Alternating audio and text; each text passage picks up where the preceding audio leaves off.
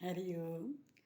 ఉప్పు కప్పురంబు ఒక్క పోలిక నుండు చూడ చూడ రుచుల జాడవేరు పురుషులందు పుణ్య పురుషులు వేరేయా విశ్వదాభిరామ వినురవేమ.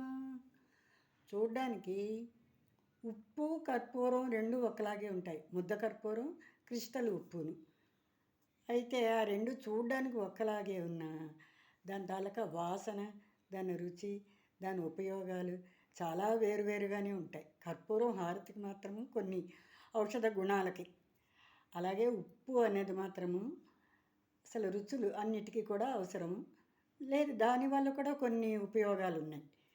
చూడ్డానికి రెండు ఒకలాగే ఉన్న దేని గుణాలు దానివే, రెండిటికి పోలికైతే మాత్రం చూడడానికి మాత్రమే.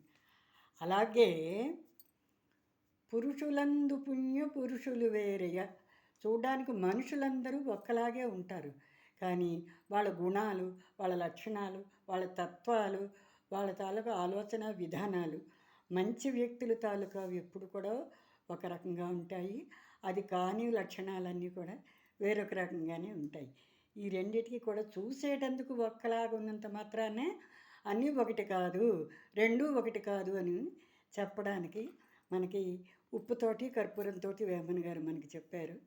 సద్బుద్ధి సుగుణాలు ఉన్నటువంటి వాళ్ళని మాత్రము పురుషులు మంచి పుణ్య పురుషులు అంటారు. వాళ్ళు మంచివాళ్ళు అని మనకి అర్థం చేసుకోమని వేమన గారు చెప్పారు.